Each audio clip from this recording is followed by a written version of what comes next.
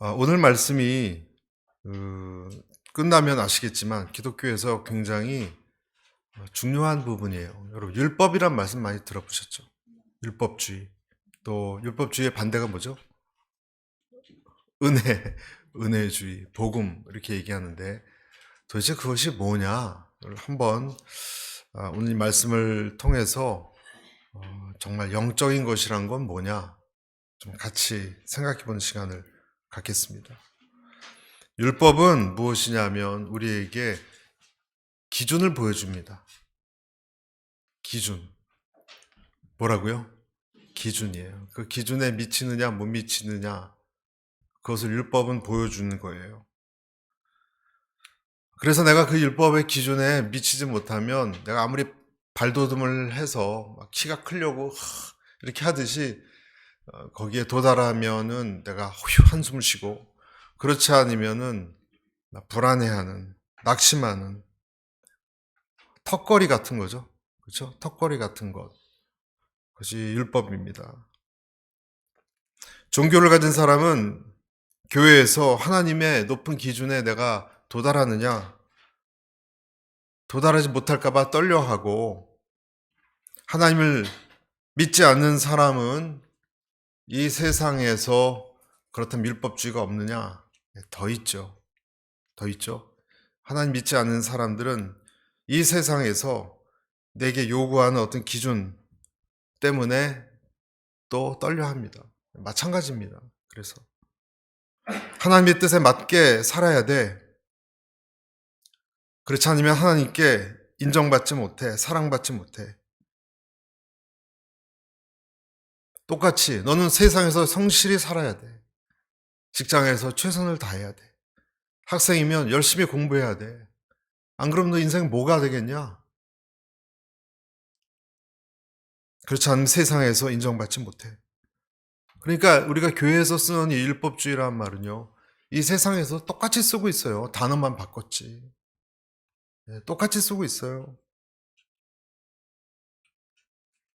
우리나라 같은 경우는 집이나 증권이나 적어도 얼마는 있어야 돼. 월급은 얼마가 돼야지 중산층이라고 할 수 있어. 집 크기, 자동차, 직장에서 직위, 여름에는 휴가는 짧게라도 갔다 와야 되는 수준. 아이들의 경우에는 학교 성적, 적어도 이런 대학 정도는 가야 된다라는 그런 강박관념. 다 스트레스고요. 이것이 율법주의입니다. 이것이. 여러분, 우리도 그걸 처절하게 경험해 오지 않았습니까? 너는 이 정도는 돼야 돼. 부모님으로부터 받는 그 스트레스. 너 그래서 인간이 되겠냐? 이게 다 그런 거예요, 여러분. 같은 어떤 부담 같은 것이죠. 한국에서는요, 통계를 보면 불안 때문에 걸리는 공황장애, 강박 불안 장애가 지난 5년 동안 40%에서 50%가 증가했대요. 그러니까 웬만하면 불안장애고, 웬만하면 공황장애고, 고등학교, 중학교 학생들은 더 심합니다. 틱장애도 많고, 그런 것입니다. 그래서 사람 만나는 것도 무섭고, 인터뷰를 보려고 시험관 앞에 가면 그냥 생각이 하얘져서 아무 말도 못하는, 내 미래도 두렵고 인정받지 못할까봐, 사랑받지 못할까봐. 전 직장 생활했을 때 기억이 나요. 연말이 되면요, 인사 고과가 있거든요. 인사 평가가 있을 때 기분이 굉장히 좀 그래요. 그때는. 왜냐하면 이 플로어, 몇 개 플로어 중에서 적어도 15명은 나가야 되거든요. 나가야 돼요. 그 사람들은 F를 받고 잘려야 돼요. 그러니까 여러분 어떻습니까? 한 1, 2주 내에 그 발표가 나니까, 아니면 강등이 되든지. 그러니까 인간관계가 살벌합니다, 여러분. 겉으로는 웃지만. 그러니까 매일 출근하는 것도 평가가 올 때는 학생들이 시험 평가를 받듯이 떨리고 상관한테 잘 보여야 되려고 마시기 싫은 맥주를 얼마나 마시는지 몰라요, 저도. 잘 보여야 되니까, 잘 보여야 되니까. 찍히면 안 되니까 그렇게 비굴하게 살아갑니다. 지금은 뭐 그런 회식 자리 1시간 넘으면은 꼰대라고 해서 이제 문화가 많이 바뀌었다고 했지만 더하죠. 보이지 않는 스트레스가 있습니다. 왜 그럴까? 여러분, 사람들은 왜 그런 기준 때문에 사람들은 떨려하고 그럴까요? 원인은 한 가지죠. 낙오되지 않으려고. 그것을 또 다른 말로 표현하면 인정받는 데서 떨어질까봐. 또 더 다르게 표현하면 사랑받지 못할까봐 그런 것입니다. 우리의 모든 스트레스의 주범은요, 내가 사랑받지 못할까봐 하는 것입니다. 사랑과 스트레스와 불안의 원인은 사랑과 다 결부되어 있습니다. 그래서 남녀의 결혼 정년기 때도 남자는 자기 능력을 어떻게든 능력 있는 사람이라는 것을 보이려고 애를 쓰고 하는 것이죠. 다 사랑과 관련되어 있습니다. 오페라 유령이란 뮤지컬이 있거든요. 여러분 들어보셨을 겁니다. 오페라 유령이란 뮤지컬에서도 그 사랑받지 못해서 얼굴이 일그러진 라울이라는 그 천재 싱어죠. 그 사람이 자기가 그렇게 흠모하는 여인에게 간절히 외칩니다. 그 노래 가사에 보면 이런 가사가 있어요. 노래해, 노래해줘. 나를 위해서 노래해. Sing for me. 내 음악의 천사요. Sing my angel of music. Sing for me. 날 사랑해줘. 사랑해줘. 얼굴이 반이 타가지고 그 고스트라고 이름 불렸던 기괴한 이름을 가진 이 사람은 도망다니면서도 자기가 잊혀지기 싫었던 거예요. 지하의 음침한 데 살면서 불안했고 사람으로 인정받고 싶었던 겁니다. 누구라도 그런 것입니다, 여러분. 그래서 그 기준이 우리에게 그만큼 중요한 것입니다. 하나님을 믿는 저와 여러분들은 어떻습니까? 네, 우리는 어떻죠? 우리는 은혜 때문에 이런 데서 다 면제가 됐습니까? 여러분 한번 생각해 보십시오. 우리는 은혜를 깨달았지만 깨달았어요. 은혜가 뭔 줄 알아요. 예수님 십자가 때문에. 그러나 어느 순간 하나님한테 잘못 보이면 어떻게 하나? 나는 정말로 구원받았나? 나는 정말로 용서받았나? 내가 만약에 어떤 일로 오늘 죽으면 정말 천국에 들어갈 그런 질문 하잖아요. 당신 오늘 죽으면 천국에 갈 확신이 있습니까? 그런 도발적인 질문을 하면요. 흠칫하지. 누구든 아유 당연히 가죠. 이렇게 말하는 사람 많이 못 봤어요. 그렇죠? 왜냐하면 잘 모르잖아요. 내가 정말 하나님 기준에 안 맞는 사람일까? 나는 정말 구원받았을까? 더 노력해야 되는 게 아닌가? 여러분 그 스트레스가 바로 율법입니다. 그것이 율법입니다. 하나님은 우리에게 그 율법을 주셨어요. 거룩한 백성으로 살라고 십계명 같은 기준을 주셨어요. 그렇죠? 그 좋은 거죠? 좋은 겁니까? 근데 어느 날부터 족쇄가 되는 것 같아요. 어느 날부터 그런 율법이 많으면 내가 거룩한 사람인지 성령 충만한 사람인지 내가 죄를 짓거나 하면 잘 모르겠어요. 그래서 굉장히 어떤 불안감이 오고 두려움이 옵니다. 그런데 하나님이 그런 것을 우리에게 주신 것은 그런 두려움 때문에 시달리려고 주신 것이 아니라 내가 하나님을 경험하면서 하나님을 더 알아갈 수 있는 사람으로 만들어가면서 우리에게 주셨다는 것을 우리는 알아야 됩니다. 그래서 호세아서 6장 6절에 이런 말씀이 있습니다. 나는 인애를 원하고 제사를 원하지 아니하며 번제보다 하나님을 무엇을 원한다고요? 아는 것을. 하나님의 관심은 우리가 어떤 예배 형식 훌륭하게 치르는 것도 중요한데 하나님 아는 걸 원하세요. 너 나에 대해서 아니? 하시는 거예요. 그런데 하나님을 만나고 경험하면서도 그렇죠? 경험하면서도 요셉 같은 경우는요. 요셉의 기도를 하나님이 잘 들어주시지 않았습니다. 계속 고생하고 험한 과정의 인생이었습니다. 성경은 기도를 들어주시지 않았는데도 요셉과 늘 함께 한다고 말씀하셨습니다. 왜 하나님은 그 불쌍한 요셉에게 그런 환경을 허락하셨을까? 하나님을 아는 아인데, 그렇죠? 하나님을 모르는 친구가 아닌데 하나님이 함께 하셨다. 하나님이 함께 하셨다라는 표현은 성경에 나오지만 요셉이 과연 그것을 이해했을까? 왜 하나님은 우리 기도에 때때로 잘 들어주시지 않는가?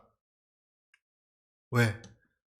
내가 열심히 노력을 해도 기준에 맞추려고 애를 써도 거룩해지려고 애를 써도 왜 때때로 하나님은 잘 기도응답을 안 해주시는 건가? 우리의 관심은 늘 빨리 응답받는 것입니다. 근데 하나님의 관심은 좀 다른 것 같아요. 보세요. 요셉이나 누구나 다 하나님께 빨리 응답받는 건데 하나님의 관심은 교제였어요. 교제. 응답을 주는 것보다도 하나님과의 관계가 친밀해지는 것을 하나님은 원하셨어요. 얼마나 요셉 같은 경우 아버지 집으로 빨리 돌아가게 해주세요. 이 감옥에서 빨리 나가게 해주세요. 라고 했겠습니까? 기도했겠습니까? 그렇지만 그 요셉의 기도는 금방 응답받지 못했습니다. 그래서 그에게는 하나님은 내 기도에 응답이 없으니까 열심히 노력했는데도 죽은 하나님처럼 느껴졌을 것입니다.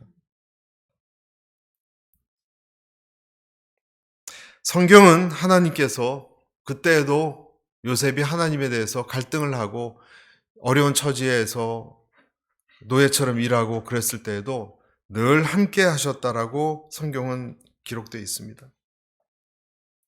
늘 함께. 그러니까 뭐예요? 하나님은 내 어려운 상황에서도 하나님과 친밀한 교제를 그 속에서도, 그 환경에서도 갖기를 원하시는 거예요. 그렇지 않았으면 빨리 응답했겠죠. 어떤 상황에 두시면서 하나님은 내가 상황이 확 풀어지는 것이 보다도 하나님과 친밀한 관계를, 교제를 가까워지는 것을 원하셨다는 거예요, 여러분. 남자와 여자가 결혼하는 것은 여러분 빨리 설거지하고 치우고 잠자고 돈 벌고 그것이 목적이 아니잖아요. 부부가 가까워지는 거 아니겠습니까?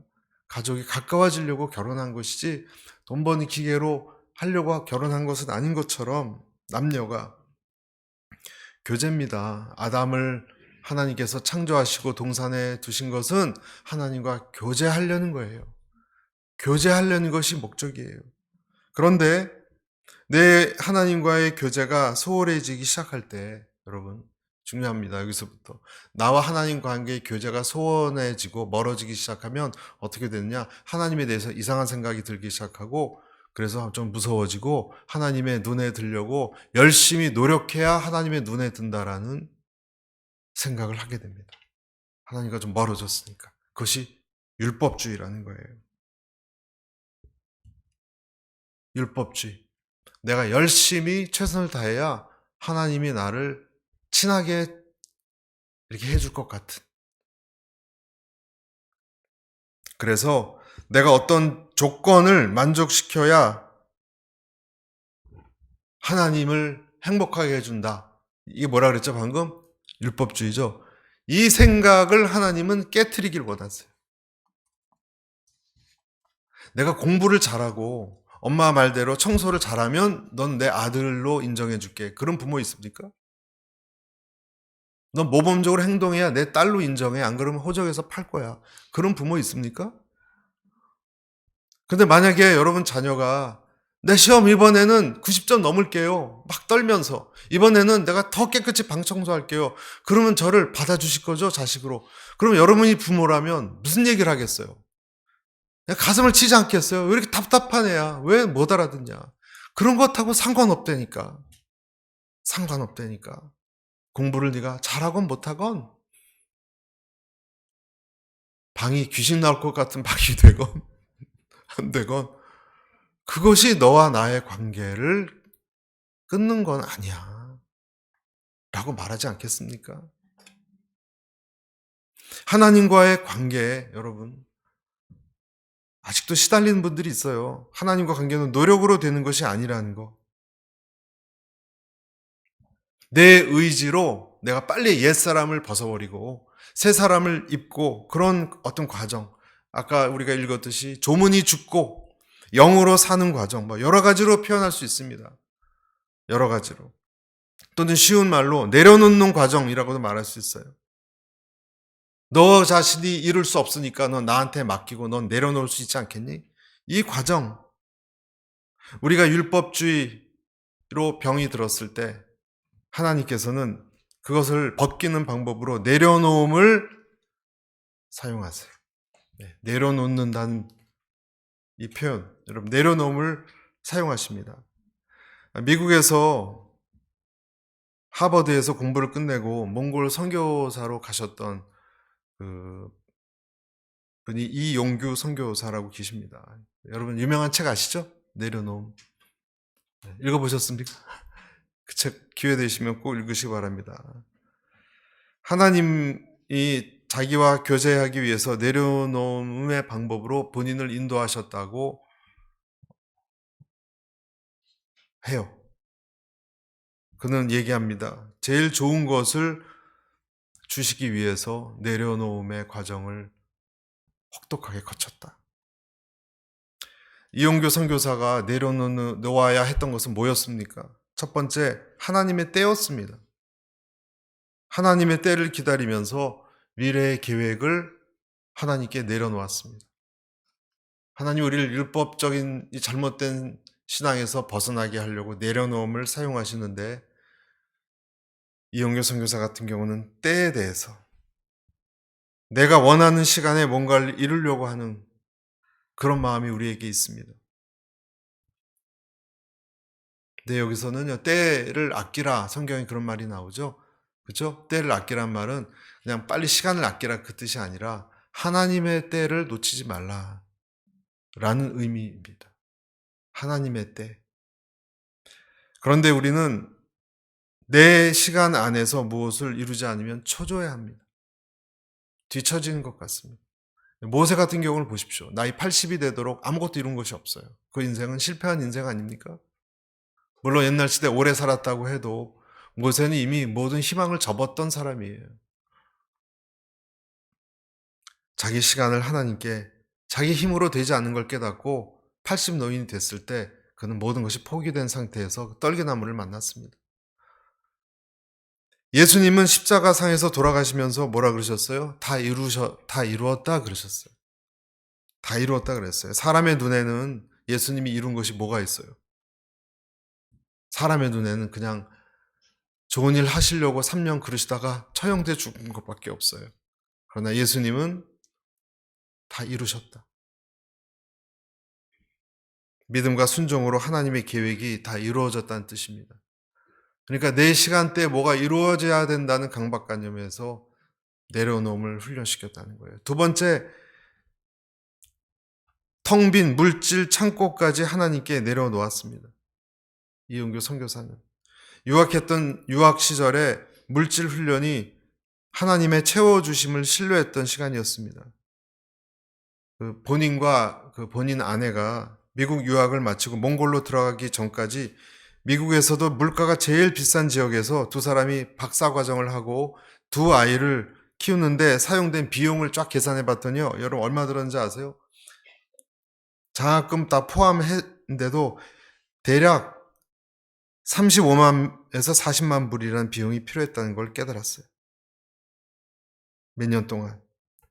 그런데 그 돈이 그만큼 다 돈이 나갔는데 이 많은 돈이 분명히 지출이 됐는데 어떻게 채워졌는지 도대체 하나님의 은혜가 아니면 설명이 안 되더래요. 그 많은 돈이 어떻게 생겼고 지출이 됐나?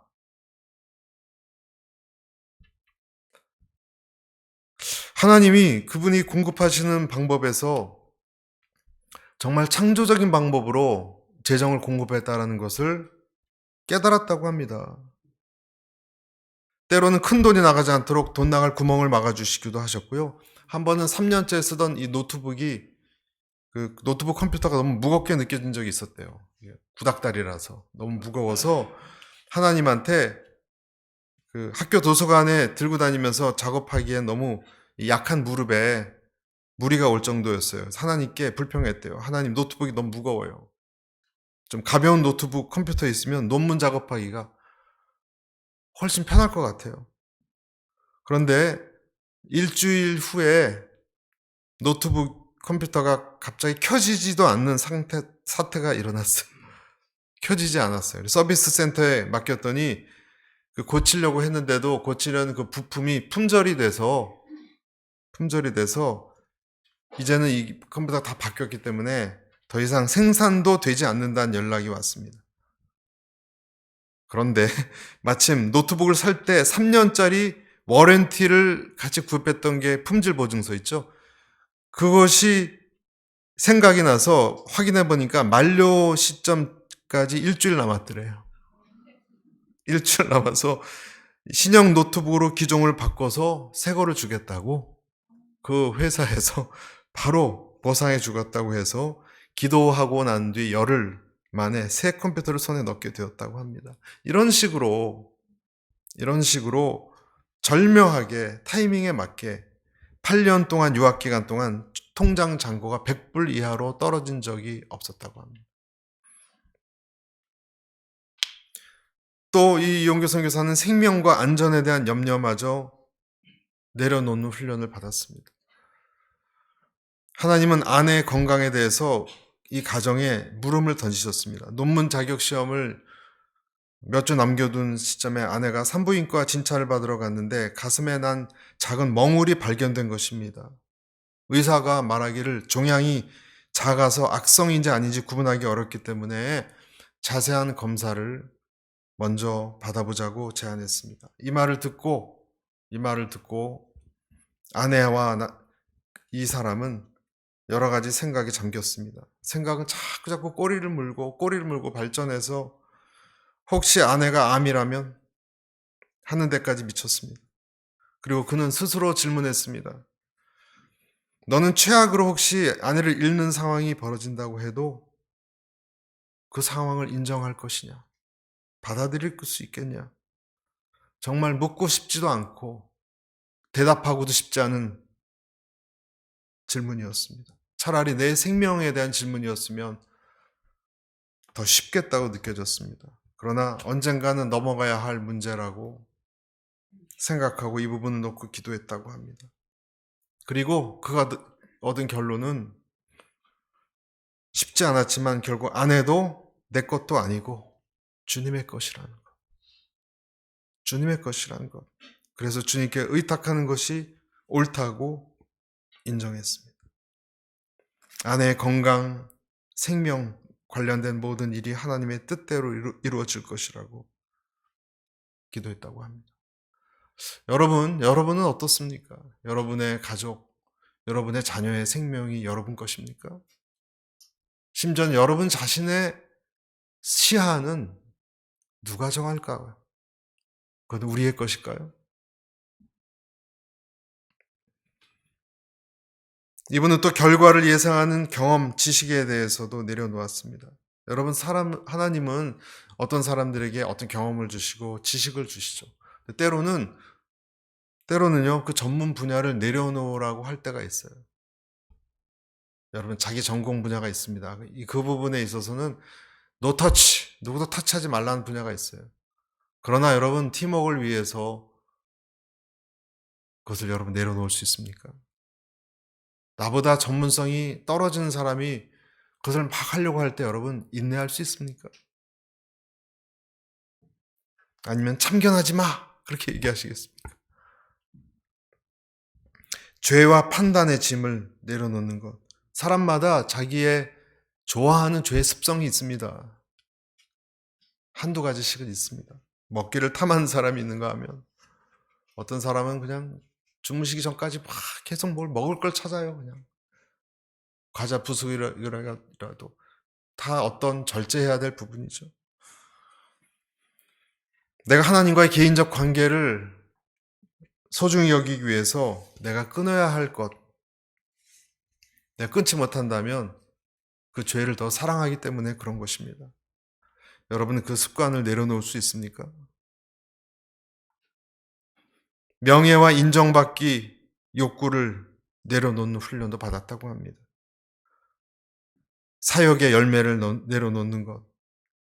여러분, 명예와 인정받기 욕구가요, 이것이 쉬운 것이 아니에요. 여러분, 어떤 팀에서 여러분이 열심히 봉사를 하셨어요. 예를 들자면, 여러분이 어떤 사역팀에서, 뭐 우리 교회도 사역이 있지만, 여러분이 제일 많이 헌신했어요. 예를 드는 거예요, 예를.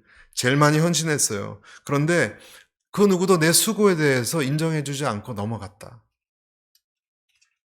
분노에 찬 성도님이 되시겠습니까? 아니면 하나님께 그것도 내려놓으시겠습니까? 여러분이 그렇게 명예와 인정받는 것이 그토록 중요한 것입니까? 그때 하나님이 여러분을 훈련하고 있다라는 생각을 우리는 할 수 있지 않겠습니까? 그런데 안타깝게도 많은 사람들이 시험 듭니다. 어떤 사람은 교회를 떠나기도 하고 어떤 사람과 척이 지기도 하고 합니다. 오늘 말씀에 보면 5절에 이렇게 나와 있죠. 우리가 무슨 일이든지 우리에게서 난 것 같이 스스로 만족할 것이 아니니 우리의 만족은 뭐라고요? 오직 하나님으로부터 나느니라. 아멘. 여러분, 성경책이 있다면 여러분 밑줄쳐셔야 할 부분이 하나님으로부터 부분이에요. 만족을 하나님으로부터 얻기 위해서 하나님은 내려놓음의 이 여행을 계속 하십니다. 그리고 그 내려놓음의 여정이 끝나면 어떤 일이 일어나는가? 6절에 일이 일어나는 거예요. 그때 6절. 율법 조문은 죽이는 것이요 영은 어떻다고요? 살리는 것이다. 하나님은 우리가 율법에서 죽고 내 노력으로 내가 뭘 하려고 쥐는 것 있죠? 쥐는 것. 자식이건 남편이건 내 평생에 이루려고 온 어떤 그 소신이건 쥐려고 하는 데서 죽고 영으로 살기를 원하세요. 하나님은. 그것을 훈련 받으며 나아가는 것이 크리스찬이에요, 여러분. 내가 얻으려고 하는 열심, 내 힘으로 얻으려고 하는 그 열심이 끝나는 그 지점에 하나님의 생명을 체험할 수 있습니다. 고린도 후서 1장 9절에 이런 말씀이 있습니다. 같이 읽겠습니다. 시작. 우리 마음에 사형 선고를 받은 줄 알았으니 이는 우리로 자기를 의뢰하지 말고 오직 죽은 자를 다시 살리시는 하나님만 의뢰하게 함이라.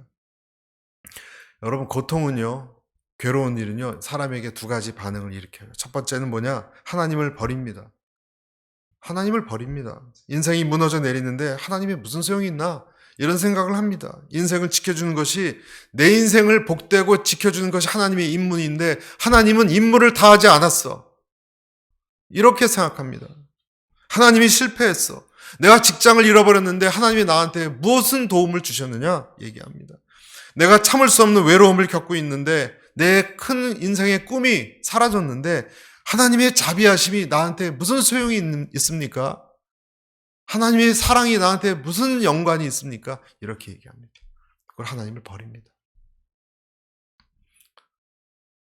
고통은 그리스도인에게 두 가지 반응을 주는데 첫 번째는 그 일이에요. 두 번째는 하나님께 맡기는 일이 일어납니다. 버리는 사람이 아니라면 그 사람은 하나님께 맡깁니다. 하나님이 내 인생에 행했으면 하는 일들을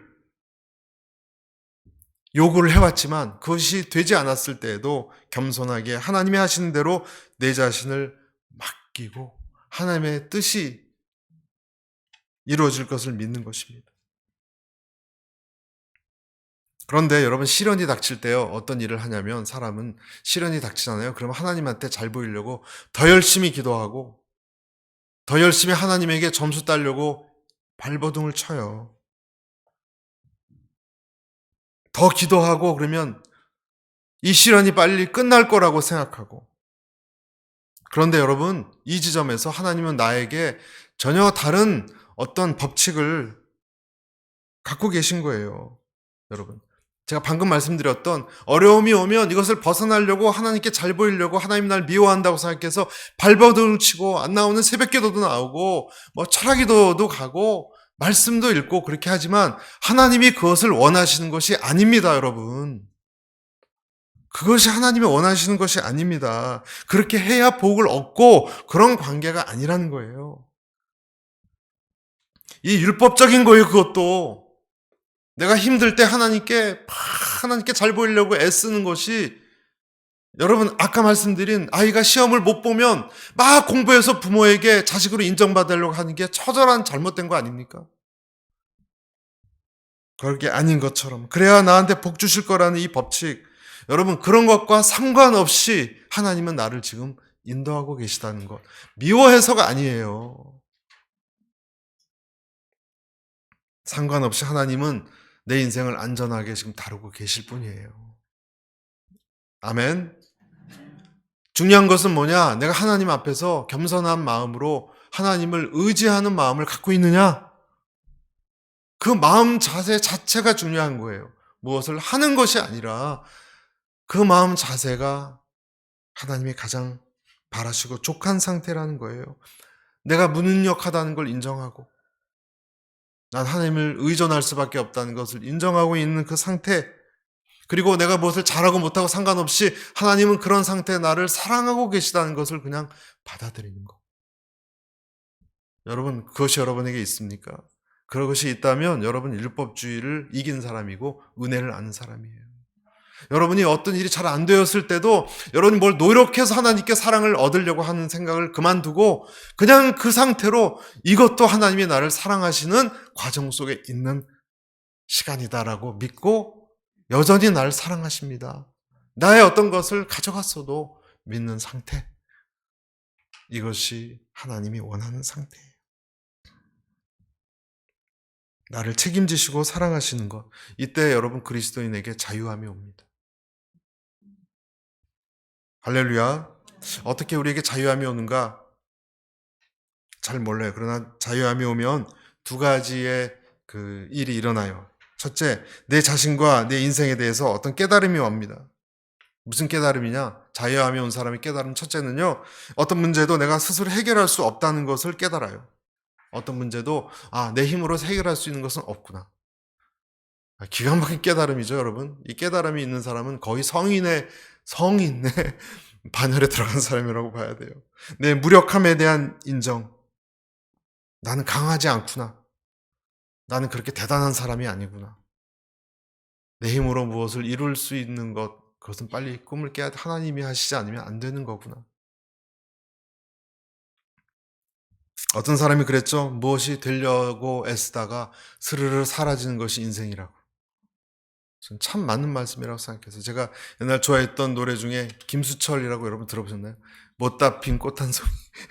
못다 핀 꽃 한 송이가 왜 이렇게 세상에 많은지. 그쵸?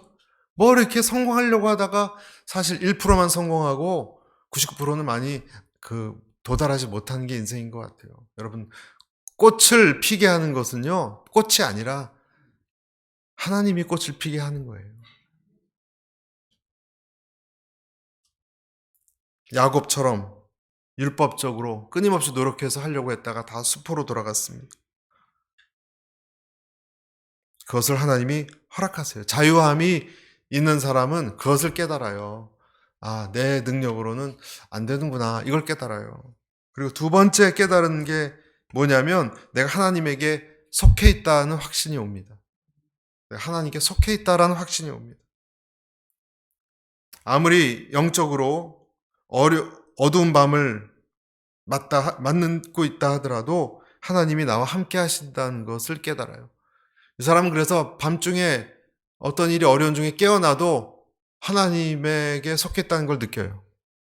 여러분 그렇게 그러십니까? 여러분 힘들 때 밤중에 깨어나서 고민 중에 눈물도 흘리고 그럴 때 그때에도 여러분은 하나님께 속해 있다는 것을 믿습니까? 여러분에게 혜택도 오지 않고 여러분이 힘든 상황이 지금 있는데도 여러분이 하나님에게 그래도 속해 있다는 것. 슬픈 것, 내 마음이 슬프고 힘든 것 당연히 있죠. 사람이니까. 그렇죠? 그러나 그걸 말씀드린 게 아니라 그 저변에, 그 밑에, 그 지하층에 괜찮아. 넌 해낼 거야. 내가 너를 보고 있어. 여러분 이 느낌이 오십니까? 이 음성이 들리십니까?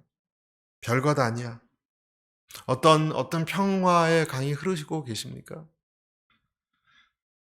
여러분이 하나님께 속해 있다면 그 사람은 내가 잘 되고 못 되고를 넘어서서 하나님의 뜻이 이루어질 것입니다 라고 인정하는 순간이 옵니다.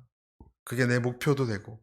그래서 이 사람은요, 내 개인이 성공하고 싶어하고에 그렇게 묶이지 않아요. 여러분에게 그런 마음이 있습니까? 로마서 7장 6절에 이렇게 되어 있습니다. 이제는 우리가 얽매였던 것에 대하여 죽었으므로 율법에서 벗어났으니 이러므로 우리가 영의 새로운 것으로 섬길 것이요 의문의 묵은 것으로 아니할지. 여기서 여러분 되게 중요합니다. 여기 이 점이 중요해요. 왠지 무거운 짐을 벗습니다. 여기서 왠지 무거운 짐을 벗고요. 그리고 이 세상에는 해결할 수 없는 것들이 있다는 것을 인정합니다. 이 사람은 항상 다 복받고 잘 나간다는 뜻이 아니에요. 지금 보세요. 이 사람은 어려움을 당해서 해결할 수 없다는 게 있다, 이 세상에 있다는 걸 인정하고 짐을 벗습니다. 그리고 그것 이상의 어떤 신비한 세계가 있다는 것을 알기 시작합니다. 그리고 이 세상은 내가 어떻게 통제할 수 없다는 것을 그냥 받아들입니다. 내가 열심히 무엇을 해서 그렇게 해서 돼야 돼, 이 생각을 누그러뜨립니다. 그리고 내 중심으로 살아왔던 것이 얼마나 하나님 보시기에 어리석은 것인가 깨닫습니다. 이 사람이 오호라 공고한 사람이로다. 바울이 그렇게 깨달았죠. 이것이 여러분 영적인 자유로움이에요. 여러분 영적 자유로움이에요. 자, 요셉을 보십시오. 요셉은 노예로 애굽으로 팔려간 다음에 정신적으로 무너지지 않았던 이유가 뭘까요? 보통 사람 같으면 여러분 무너졌을 거예요. 그렇죠?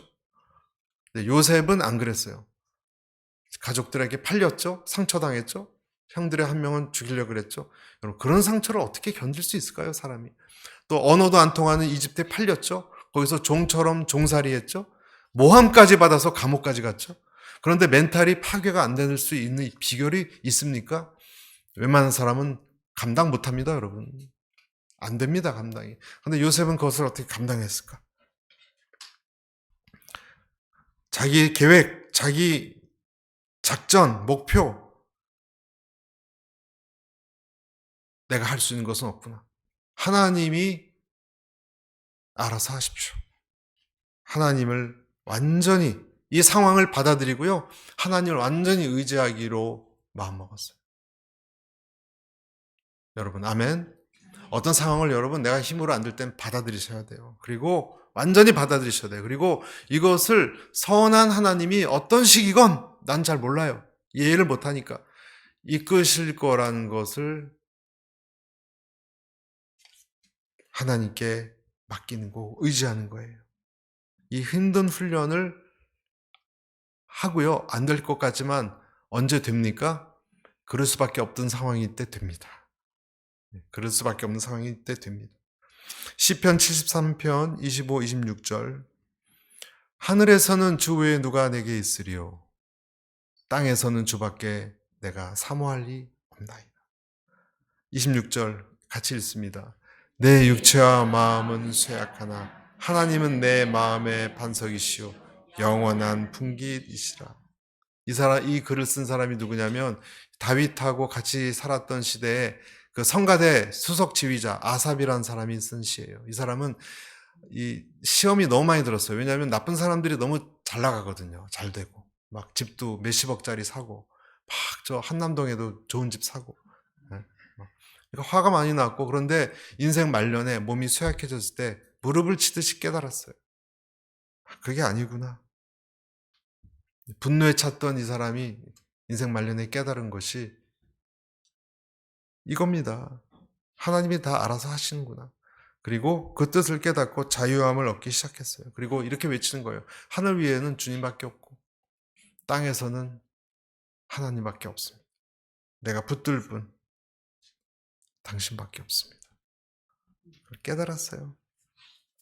내게 반석은 당신 한 분밖에 없네요. 여러분, 내가 언제 이런 표현을 할 수 있나요? 제가 아까 말씀드렸죠. 여러분, 이 율법에서 은혜로 넘어갈 때는요, 그 방법밖에 없을 때 이렇게 됩니다. 이렇게 됩니다. 그래서 오늘 6절 마지막에 율법 조문은 죽이는 것이요 영은 살리는 것이라. 여러분, 내가 잘 되면 내 능력이 괜찮구나 생각하고, 내가 실패하면 난 못난 사람이구나 이렇게 생각하는 것이 우리입니다. 우리는 그래서 나를 높이거나 내가 내 자신이 못 미칠 때 늘 채찍질하면서 괴로워하고 내 자신에게 여하튼 몰입돼 있어요. 우리는 하나님을 믿으면서도 그래서 우리는 쉬지 못해요. 하나님을 믿으면서도 아직 우리는 하나님께 사랑받는다는 것이 무엇인지, 은혜 속에 사는 것이 무엇인지 잘 몰라요. 그렇지만 주님 오늘도 우리에게 이렇게 말씀하십니다. 괜찮다. 하나님 하신 말씀. 괜찮아. 한번 따라해 주시겠어요? 괜찮아. 하나님이 여러분에게 하신 말씀이에요. 잘해도 괜찮고 못해도 괜찮아. 그러나 너는 나를 떠나서는 아무것도 할 수 없을 거야. 하나님이 주신 말씀이에요. 그러나 네가 나와 함께 하고 있다면 괜찮아. 내가 너와 함께하고 너에게 도움을 줄 것이니까. 여호와는 가난하게도 부하게도 낮추기도 높이기도 하신다고 했습니다. 하나님께서. 하나님이 말씀하신 거예요. 내가 너를 낮추면 너는 낮아져. 내가 너를 높이면 높아져도 돼. 감사하면 돼. 그리고 넌 나의 은혜와 평강 가운데 걱정하지 말고 살면 돼. 이것이 하나님이 우리에게 주시는 말씀입니다. 율법에서 벗어나서 이 놀라운 신비의 은혜와 사랑의 세계로 더 깊이 진입하는 저와 여러분 되시기를 축복합니다.